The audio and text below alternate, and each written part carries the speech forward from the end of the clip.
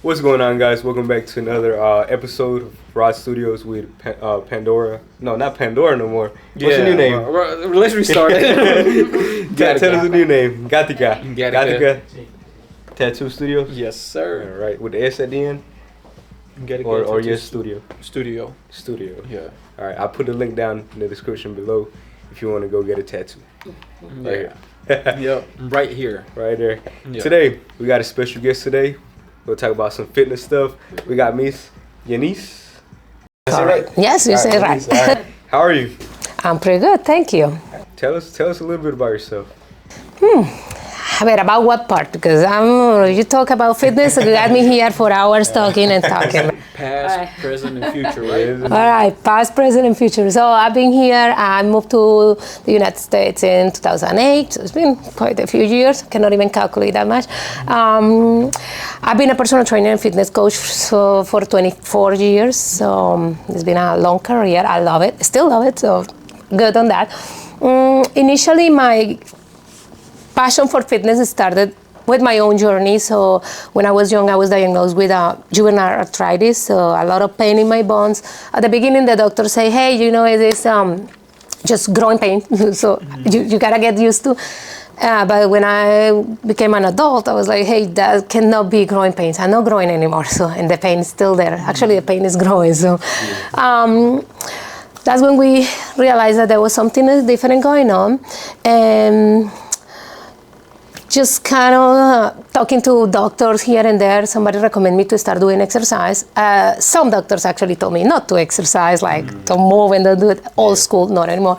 But then I started doing exercise and immediately started feeling a relief. Like it was like the best medicine you can have right away. Immediate relief in the joint pain. So it was a life-changing for me.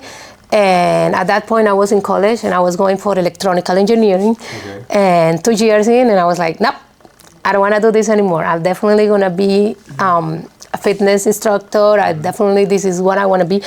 I want to promote fitness. I want to get everybody to know that this is like really a life-changing, like it's something that can help you from inside out, and it helps on everything.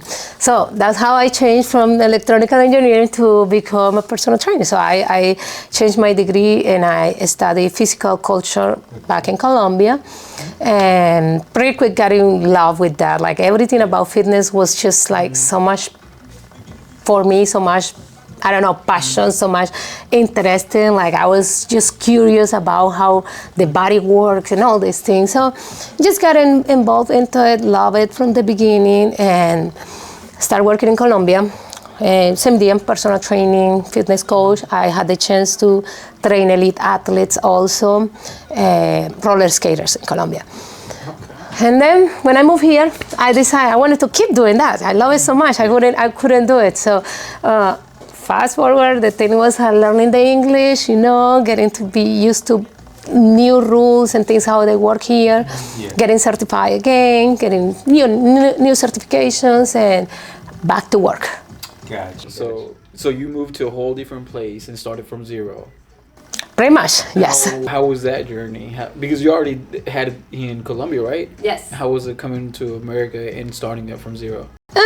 I mean, both ways. It was like kind of the excitement of the new things and learning, and it's a new country. It was excitement, but then also came the other part. It's just like, oh, now this is a new language. It's a new culture. Like the way we apply fitness in Colombia or Latin America can be a little bit different, more closeness, more touching, things like that. And here is a little bit more like personal space, things like that. That was for me like, oh, I didn't understand that. Sorry about that. Sorry. But hey, it's part of the journey. Yeah. And I definitely enjoy it. So learning the language was like the difficult and the most difficult thing here. Yeah. But one thing I can tell is, I guess because I've been always involved in the fitness community, so I went to college here to study English.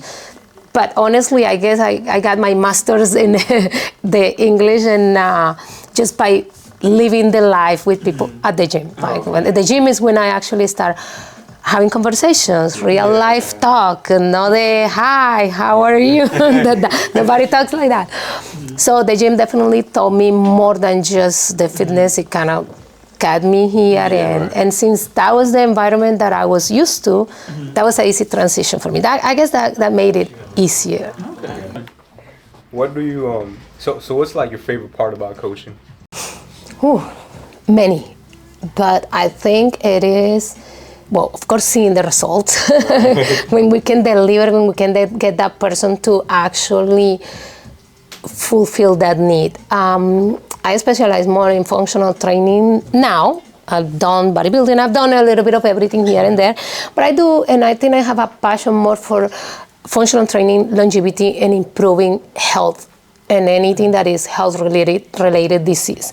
So my big thing is when somebody comes and say, hey, I have diabetes, I'm taking this medicine, I have this pain, and then a few months, weeks later, they come and be like, oh, I don't have to take this medicine anymore. The pain is gone. My diabetes or my sugar levels have get normal. So that is where I feel like, oh my God, I'm doing something good. I'm doing my job, and that's what makes me feel really good. That's what functional training is, basically. Because I've never heard that term before. So. Good point. So functional training is more about basing the movement into functionality of the body. So it is regular movement, but instead of basing in the bicep curls, we're gonna making it more into real life. Like you pick up this, you bring it here, you rotate, you do. It's basically the same movements that we do, but we actually put them more into the functionality of the real life.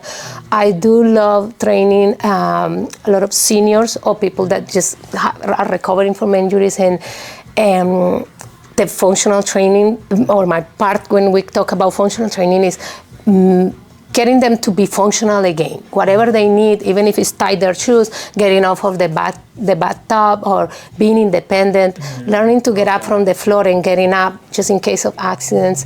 But then it becomes also, now we are talking about balance, stability. So I like to address fitness this way. I meet with my client where they are, and then from there I'm building like whatever they need to get, wherever they need to go. So somebody comes like, hey, I have this job, and in my job I had to carry heavy boxes, and I had to do this, and I have pain here. So now my work is gonna be, let's find out how we can balance these muscles that they are using all the time. They need to get mobility here, they need to get this. So that's kind of when we talk about functional training. Okay. Yeah. So you're focusing more on not so much on the aesthetics of the body, but the actual how somebody's lifestyle is. Exactly, correct, yeah. And I love the aesthetics, and it's great to look good. And I think a lot of people, or majority of the people, will go to the gym and look fitness as the aesthetics. This is what we get, right? But I think that's the byproduct, that's the side effect of you just being healthy, eating good, have a balance and exercise. The aesthetics to me is just the side effect. You get a good side effect by doing the exercise, but the exercise in reality, to me, is just from the inside to the outside. We're making the body functional, we're making the body move as it should be, or working on longevity, focusing on people being able to be independent, working on balance, stability. Yeah, because I started going to the gym basically because I'm starting to get older. And I have a newborn, and I don't want to be 50 and not being able to move. And my son's 18. Yeah, but like I started going to the gym, started working on functional things, I guess.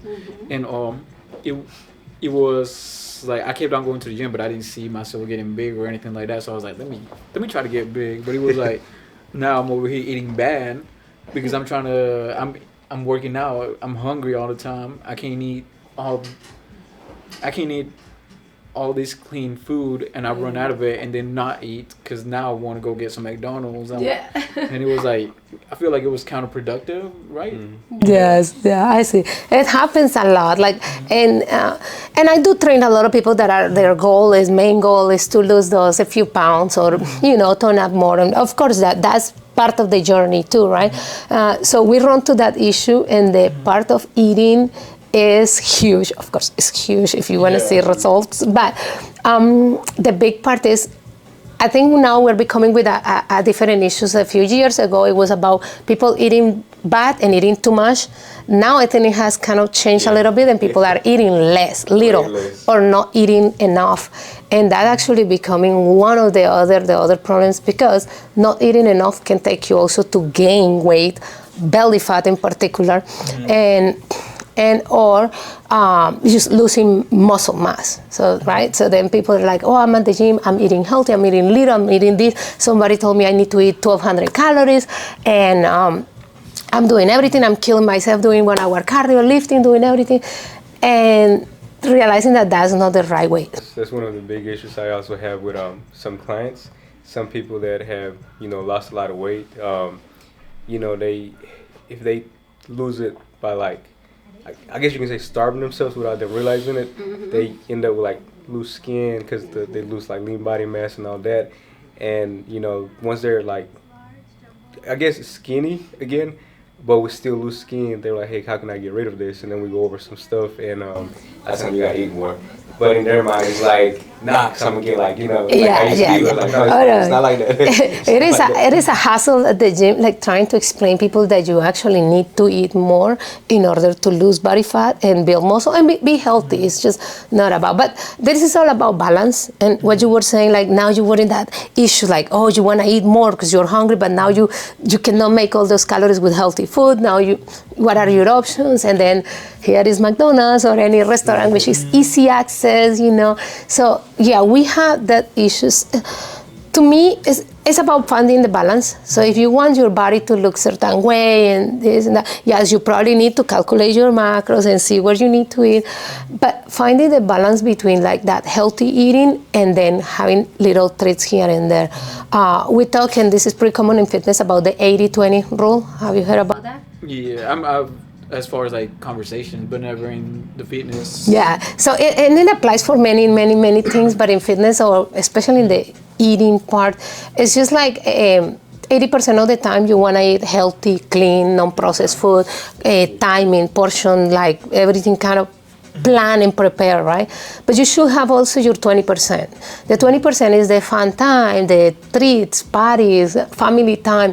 But that 20% is the one that is gonna make you is the one that is gonna make you stay in that diet. That's what makes that diet sustainable.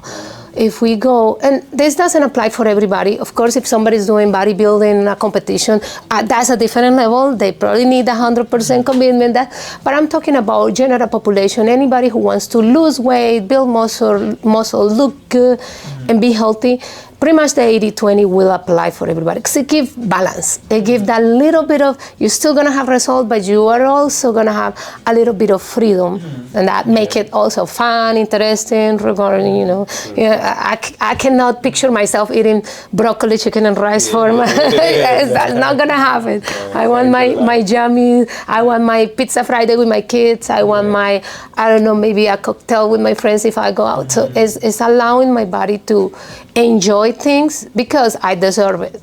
But it's also knowing that I have been taking care of my body, and I'm not gonna damage it with just drinking the whole bottle and one sitting, or eating processed food all the time. So that's kind of scaling right there, right?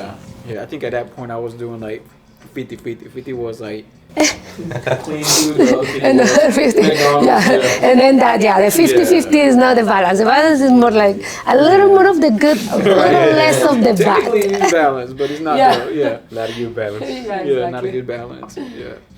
True. Miguel had a great question earlier. Oh yeah. So we had a customer yesterday, right? He got tattooed, and I was like, to me, as long as you're not sweating at the gym, you should be fine, because we put like a second skin. So you should be fine if you're not sweating. But if you're doing cardio, I was like, stay away from it, don't sweat, do all this. But what was the question? Do you sweat whenever you lifting to build muscle? That depends. Everybody is different. Like I don't, but probably a male, a guy, just by picking up the dumbbells and depending on the temperature of the gym, it probably is gonna start sweating just without even having enough stimuli. So if the question is like, how much stimuli you have to have in order to start dripping sweat, I would say it's different for everybody. Because I can be at 80% working and still not gonna sweat that much. And that's just because my I cannot remember the name in English, but glándula sudoríparas, whatever in English. But that depends more on that really in the intensity or the type of exercise. Some people might sweat just by picking up the dumbbells. My fiance will sweat just picking up the dumbbells in the warm-up. So he will be already dripping sweat. Versus I need to be in a 20-minute cardio, 80% probably heart rate up for me to start seeing a little drip. No, because like if I'm doing cardio, yes, I'll sweat and I'll sweat a lot. But if I'm doing like weights, I don't usually sweat. So to me, that's normal. But I was told, okay, it was like, okay, you're supposed to be sweating. I was like, okay. If you have your okay, so because some people say, oh, you didn't sweat at the gym, you didn't work out enough. Candy? I'm sorry, I didn't mean to call her. She's the one that said that. Yeah. So it's really not they call you out. Yo no dije nada. But there is no that's not a method or an indicator of the intensity you're putting in the workout, because everybody will sweat and for different reasons that not necessarily the intensity of the exercise. And I'm also used to wearing sweatshirts all year round, so you don't. I was gonna say, yeah, if you're used to that, That's different. But about the tattoo, so I will probably just say, make sure that you don't sweat. Like whatever you do, it have to be something that you don't sweat. Because I have clients that they come after they having tattoos or any procedure, and I'm like, okay, we're gonna do something that you don't sweat. And it probably in this case, I will choose small muscles. Like I might do arms, shoulder, but I wouldn't do legs on a girl because bigger muscles will expend more calories, which increase your body temperature a little more. I will do a core workout, things that still you go to the gym if you do something, but I wouldn't do the ones that demand more energy. This is not an excuse to skip leg day, right? No, it's not. No. Guys, don't skip leg day, please. It doesn't look good. One time I was at the gym, right? I'm like, dang, I'm out of time. I gotta go do this. And I was like, all right, I'm gonna skip leg day today because I don't usually skip it.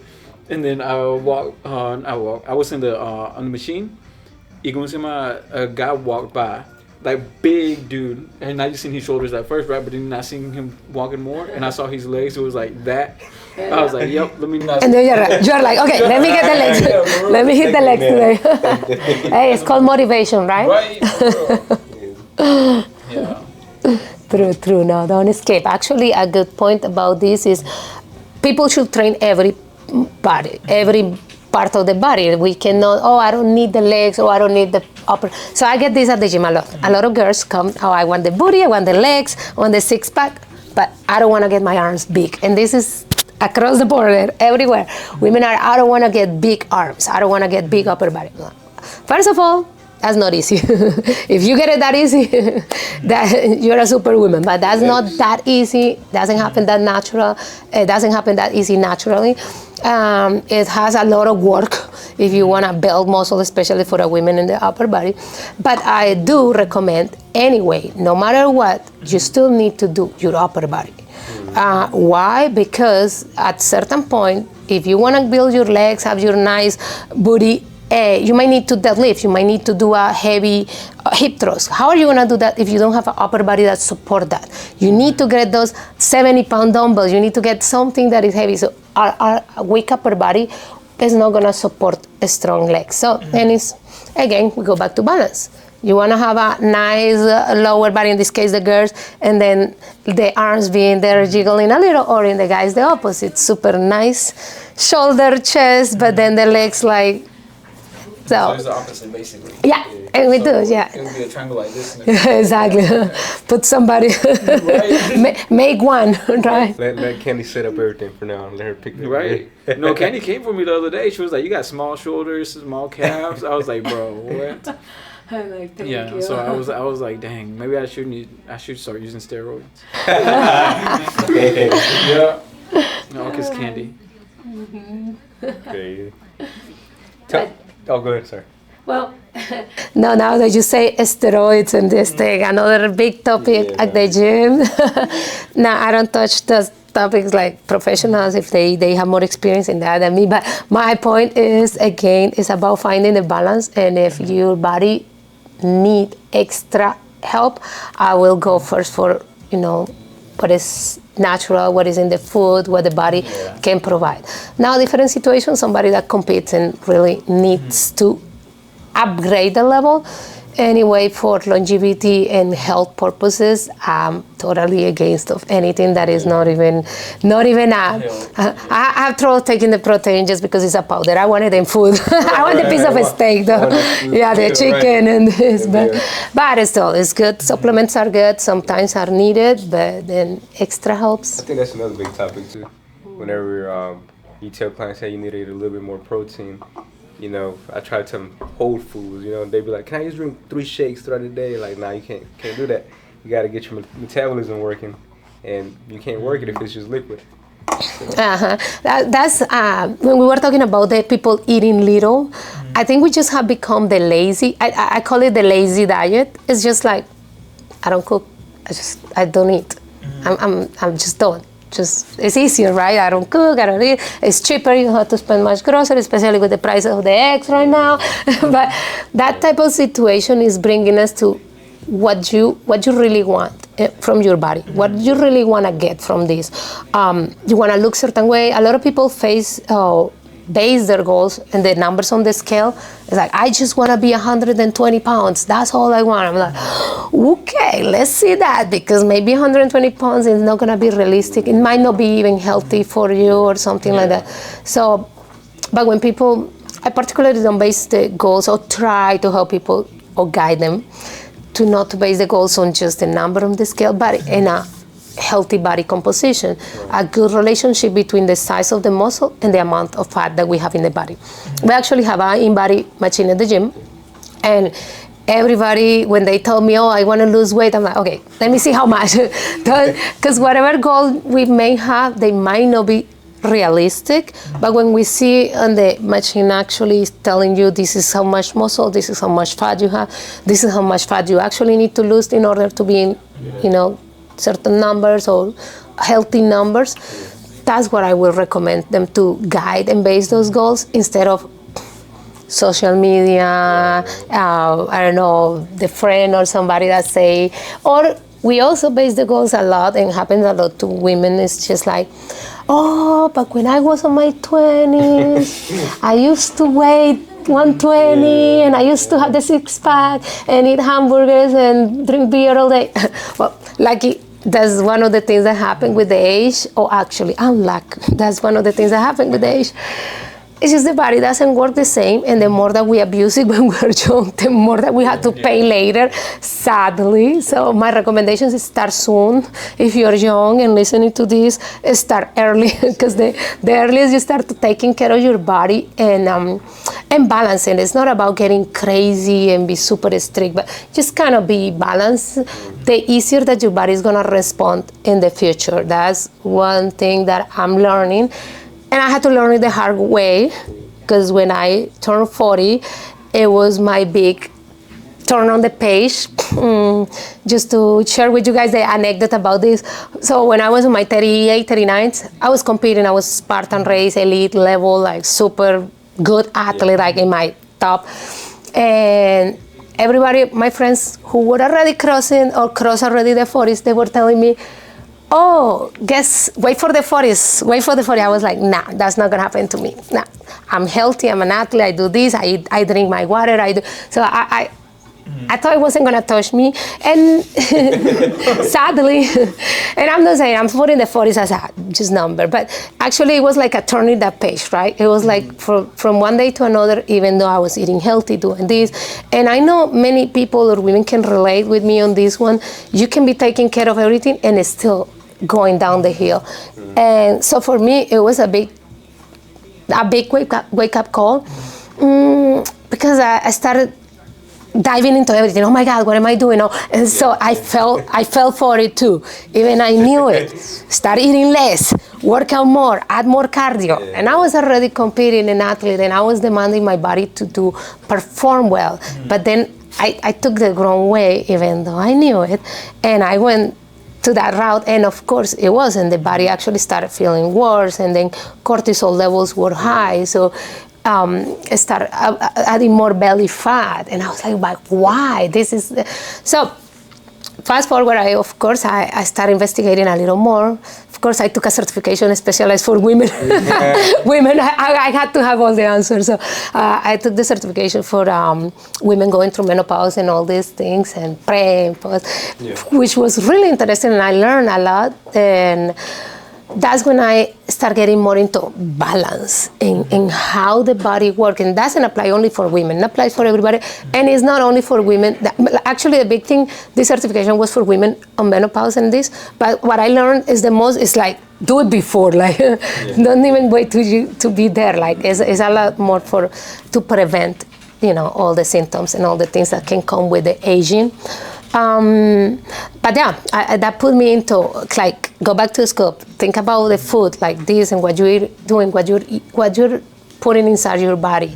Be a little bit more mindful.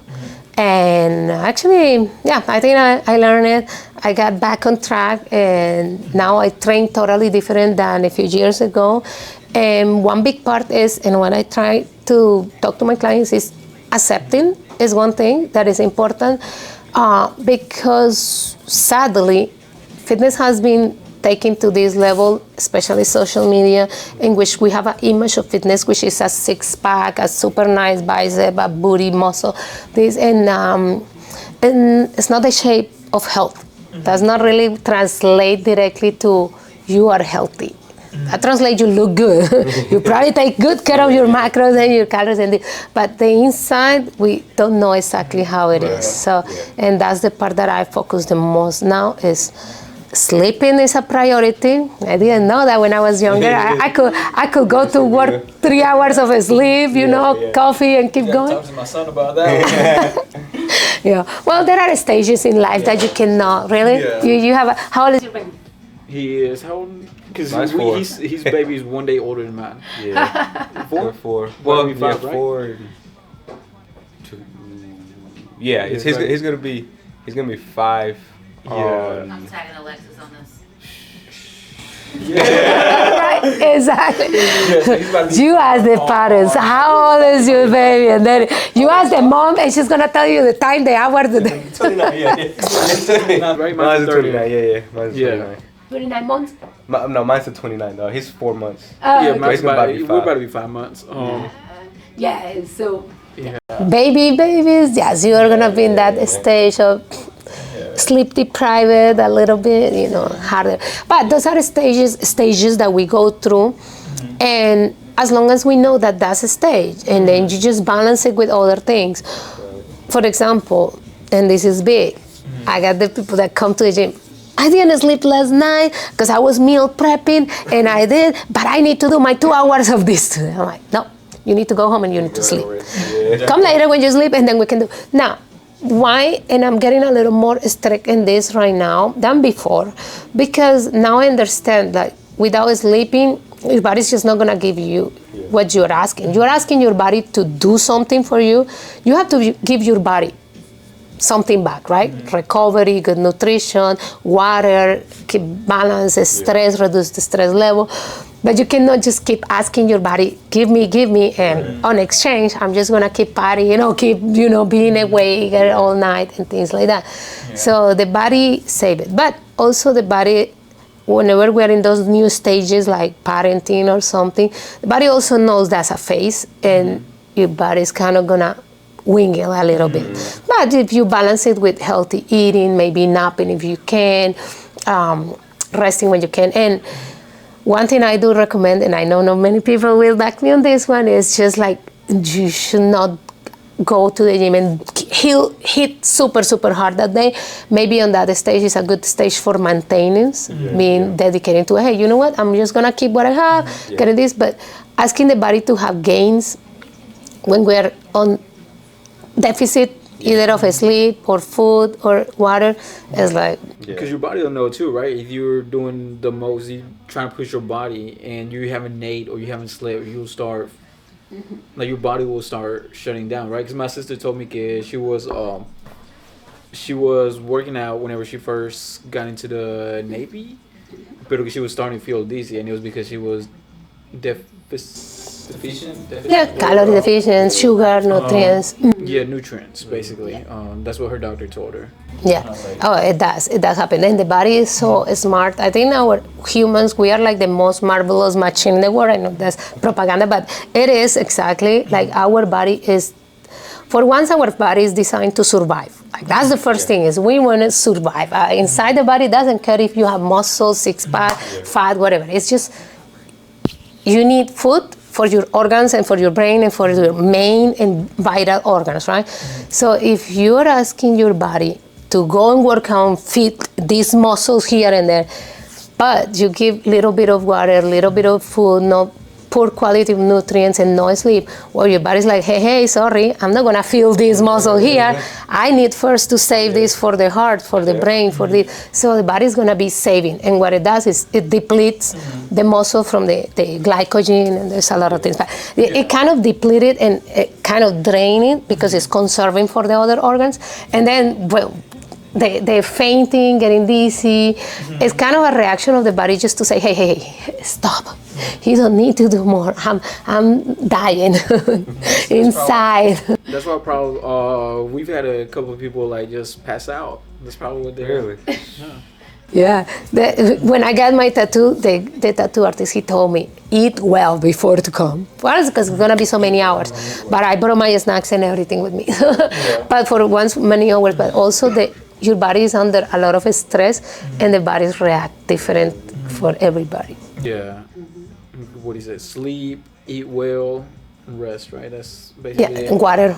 And water. Yes, water. Yeah. So I work a lot in these 5 aspects of fitness, and I put the water separate from nutrition. They kind of go together, and stress with the sleep. Some people put them together, but I do like to address each of them. Like sleeping is my first one. When somebody comes to the gym and be like, how much do you sleep? How much? So sleeping, water intake, the stress, and then nutrition and exercise. So those, if you can balance all of them to get, just a healthy routine. And one thing I wanted to mention, it's just fitness doesn't have to be too complicated. Like we have made it complicated. We have made it like, oh my God, you have to go to the gym, you have to hit this, and you have to do upper body, lower body, and then hit, and then conditioning, and then sprints, and it's so much, and then you should do mobility and Pilates, and yes, it is. It's a lot, and the thing is, there is a lot of information, and there is a lot of misinformation there too, right? But the thing is, I would say, make it simple. Like people, if there is anybody new trying to start the fitness journey, they still don't know, like, hey, should I do this or not? Make it simple, like as simple as possible. If you just make sure you drink water through the day. There are numbers for that. It's supposed to be half of your body weight in ounces, but at the beginning, just make sure that you drink water through the day. Then make sure you sleep minimum 7 to 8 hours a day. Stress level, if you have stress, too high stress, just look for activities that can help you. But when it comes to nutrition and exercise, that's when the big one, that's when I spend the most time educating people. I always say, make it simple. Make sure that you do move. That's it. You don't have to come to the gym. You don't have to kill yourself. Go for walks. Ride a bicycle. Park a little farther and walk to your office. Little things like that can add.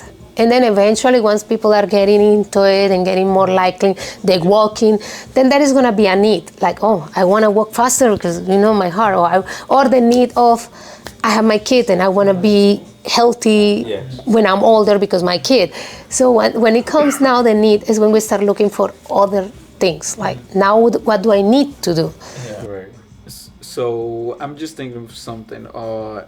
Like I've heard a lot of things about resistance bands, and I got me a set because I have my son. Like I'll be here all day. Then I go home. My wife's had the kid, so it's So I try to give her that break, but I got me a set of resistance band. But whenever I do like certain motions, I feel like the tension is not a stable tension. It's too loose. Like I'll be holding it here and then I feel it wiggle, and I'm scared for my joints. Is that Okay, so you were talking about like when you're going, like you're feeling instability in the joint. Okay. Because I'll let it's not like an easy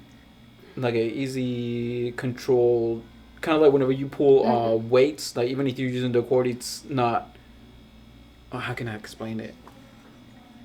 I feel like this is very flimsy. Yeah, very yes. So one thing about the bands, resistant bands, they are really good because they actually work different range of motion and the stability. That's what you mentioned. Like the band, probably depending on where you're holding it, it might be pulling one direction, and that's why it moves you toward that side. And this, I do love resistant bands because of that reason, because it actually is gonna force stabilizing joints. So your joints need to have those little muscles that we kind of forget to train because you don't see them. They are not the ones that look cool, right? Yeah. So, but they need to be worked and addressed. So resistant bands help with that. But depends on which angle or position you place the band. So that's kind of what it's gonna be. Yeah. Now on the other side, the resistant bands tend to be up to certain point really good, but then eventually they are not too good for progressive overload, because there is a point that you get and it's like, okay, well, the band is not going to stretch anymore, the green one is too hard, but the purple is too little. So kind of the progressive overload, that's why the lifting weights kind of is easier to do the progressive overload. Just doing this, I feel like I'm like, I want to go back to the gym, because like we have a gym in my apartment complex, but it's like I know I can't take my son in there. So, But in that case, the resistant bands are a great option because you are at least doing something. And what we said a minute ago is you're maintaining. You're trying to keep what you do, what you have gained already, by maintaining. And the resistant bands are going to be really good for that. It's just whenever you want like more like a stimuli. And that's different for everybody. I mean, for a person, could be years with the resistant bands and still help. And also, it's about being creative with the resistant bands. We can do for an athlete, like an advanced athlete, resistant band training, and be like, oh my God, that's the hardest work, however. But you have to be masters on the bands. Like, before I got the resistant band, I was trying to do it with my son, right? But my son don't weigh but so much. And I'm trying to do the same motions with the resistant band. So I like try to have him like right here and do that little motion of That's cute, and they love it. So which is a great thing. I did train with my babies when they were little, but of course I was the mom. So in that case, I was actually healing, and it was perfect for me to get that progressive overload, baby, a little baby, and then growing. But for the dad, probably is different because you don't need to start over.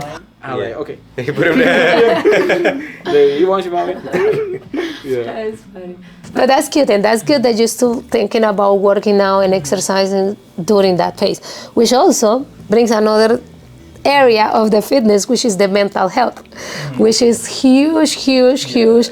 And one of the number one reasons I say people should exercise is just to keep the sanity. You're a new parent, you know that it's a challenge. As lovely as it is, as beautiful as and the most amazing thing in the world, it can be also the most exhausted thing in the world, right? Like, my kids are old now, so I don't remember, but I know it was exhausted, and a lot of stress that come with that. But balancing with the exercise have been proved to actually really regulate and help with your mental health. So as one of the things, if you don't have the time, you want to be at home, you're doing a great job by just getting the resistant bands and do something. You are working on your mental health and your sanity, keeping the family alive too, you know. And I'm sorry, like I feel like I'm all over the place. Pero it was an article that I came across que things like milk are, I don't want to say downers, but they calm you. So what is it, comfort foods? Que they bring your, I guess, testosterone. Is it related to that? No, I don't think it was real. I don't think testosterone came in. I didn't see the wording there. It was more so like they'll make you feel lazy. They'll make you feel like I just want to lay down, do all this. Oh, okay. And Yeah, because I I don't think like it depends. pastas. Yeah, Yeah. I don't. think it I'm depends not on a the fan person. of like creamy pastas, and I did let go of milk. And once I let go of milk, it was like I felt lighter. I felt better. And a few other things that I had to let go, and then I started feeling better. Yeah. Yeah, I see. So yeah, this is like the discussion about like what foods are good and which ones are bad, and if dairy products are bad, or meat and beef is bad, and the eggs. You know, there is a lot of like how should I say? Opinions, ideas, and studies and research that actually came back up that. My opinion in this case is just it is different for everybody. And for some people, that might be a thing that they really cannot tolerate and the body doesn't feel good with this. But some other people, they might need it and feel better. And if their body can absorb it and digest it well, then I would say, why not?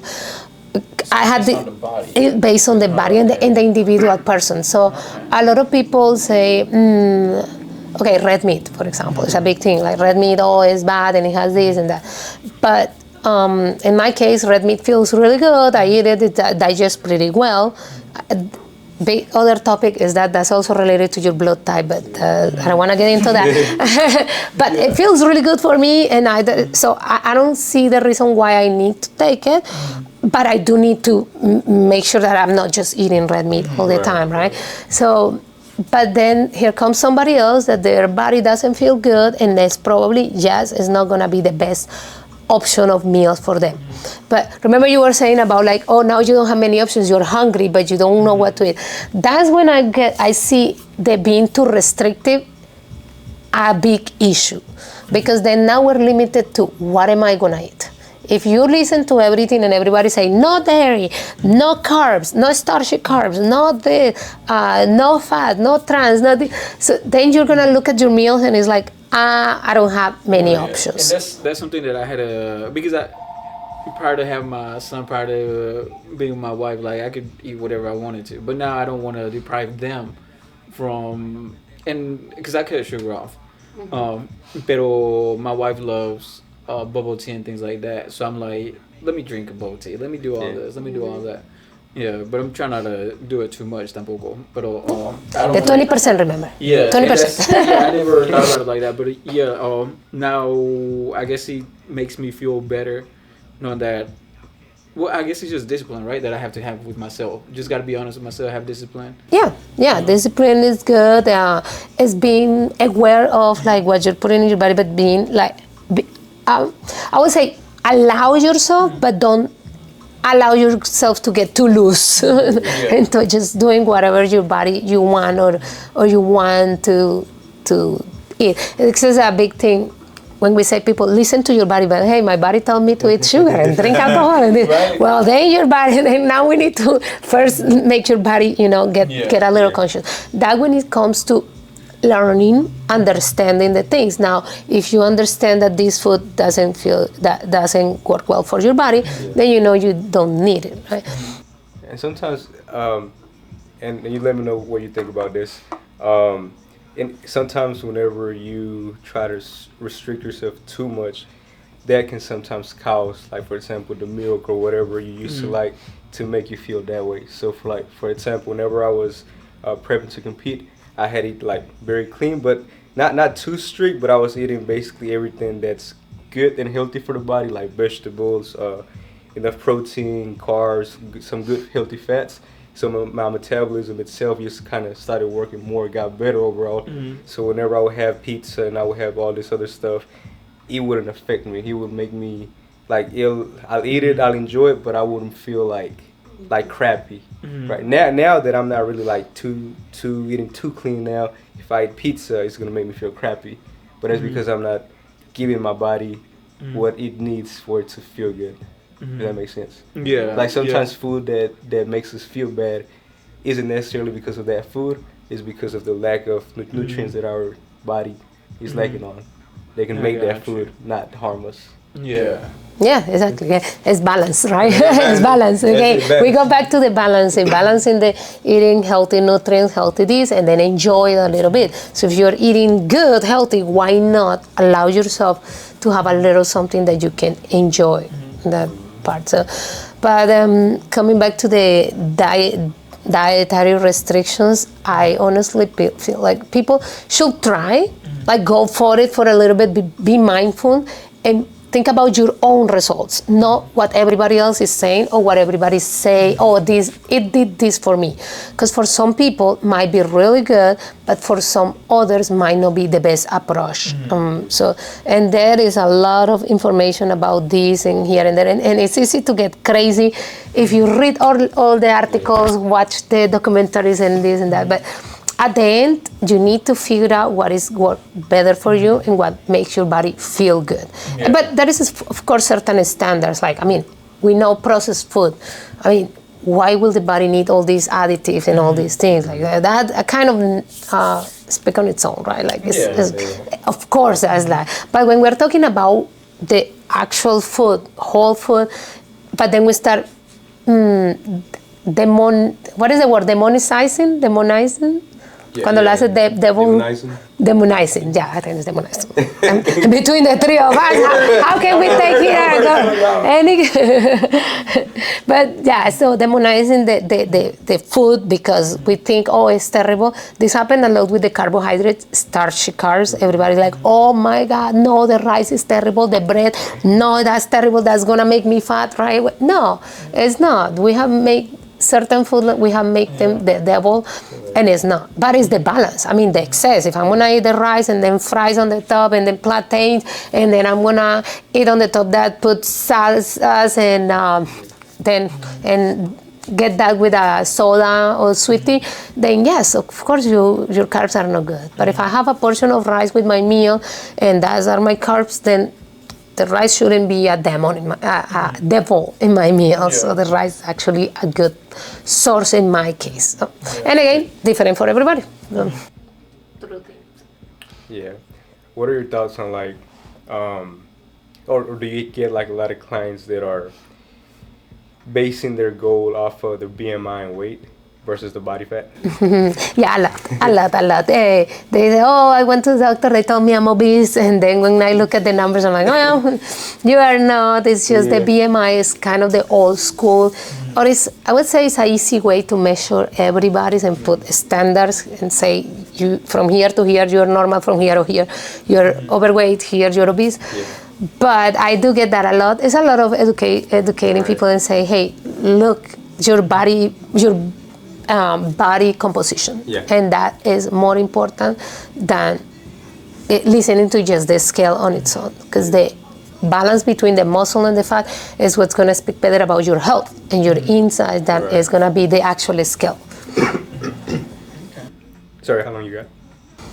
Like 5 minutes. Any questions? Oh, yeah. He said that you have a gym? Mm-hmm. Yes. Because he sent me your portfolio, and he showed me that you were also a fitness coach, right? So you do everything. Yeah. All right, and let's go to you over there. Where's this at? So the gym is located in Bragg Boulevard, between Bragg Boulevard and Fort Bragg Road. You know the FTCC, that area? Okay, so we're across the street from Baldino's. Familiar with that area? Yes. You're from Tiny Town, right? Tiny Town, you remember where they took Tiny Town, it's not there anymore. Okay, but around that area. Yeah. Okay. Yeah. So we offer personal training, group classes, we do Spartan training or obstacle course training, ACFT preparation, and weight management programs. Now I do a little bit of all of that, but I do have other coaches that do take care of the classes, and some do personal training in this. I do mostly the weight management program, the seniors or people that need more like help with the functionality, and then but I do train pretty much everybody. I like to be with everybody at the gym. It's a small facility, or it's a small community, I would say. So I like to be part with everybody. So even if I have a coach that is training this client, that client is going to be with me for evaluation. That client, I'm the one that is going to be taking care of guiding them through certain things here and there. So okay, yeah. So we'll find you at what is the name? iFit. iFit. Mm-hmm. We'll find you at iFit, and you're gonna give us all your social medias. Yes. Follow you. We'll do all this. Yes, definitely. And everybody is welcome to try the gym we offer a 3-week trial. That's just for people to go and join the classes and check them out. And then I do also an initial assessment. The assessment is, I'm big into helping people to understand their journey. So even if somebody say, hey, no, this is not what I need, or I don't join the gym right now, it's more about guiding them like, hey, you should be doing more of this, more mobility, a little bit of that. So we do that for free, and it's an initial assessment that we just kind of talk a little bit of goals and things like that. So Spanish. Yes, bilingual. Yes, exactly. So for anybody interested. No excuses, Candy. Ah, they throw it there. Oh, okay. Yeah. I see. You're on that one, bro. I see how it is. Miguel, he paid me to tell you that. I can just my feel it. brother-in-law messes your hair up when you get it. I can just feel the daggers. Be careful. Right? Do you mind giving them your socials? And I'm going to put everything on the description box down below. But, socials. Okay, toda la información, everything. Okay. So, Fayetteville is located at 606 Hobson Street, Fayetteville, and the zip code is 28303. You can give us a call to 910-824-7567, or you can follow us on Instagram and Facebook at iFitFayetteville. Okay, thank you. See you guys soon. All right. Well, thank you. Thank you for coming. Thank you. That was fun. That actually went quick.